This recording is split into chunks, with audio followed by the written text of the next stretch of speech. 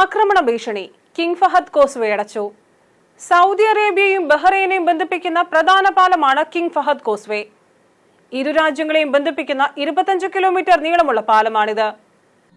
US നാവികസേനയുടെ 5ാം കപ്പൽപ്പടയുടെ ആസ്ഥാനമായ ബഹ്റൈനെ Arabian ഉപദ്വീപുമായി ബന്ധിപ്പിക്കുന്ന ഏക കരപാതയാണിത്.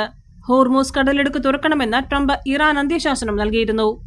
ഇത് നിരസിച്ചാൽ ഇറാനിലെ പാലങ്ങളും വൈദ്യുത നിലയങ്ങളും തകർക്കുമെന്നും മുന്നറിയിപ്പ് നൽകിയിട്ടുണ്ട്. ചൊവ്വാഴ്ച രാത്രി 8 വരെയാണ് സമയപരിധി. ഇതിനിടെ 45 ദിവസത്തെ വെടിനിർത്തൽ നിർദ്ദേശം ഇറാൻ നിരസിച്ചു.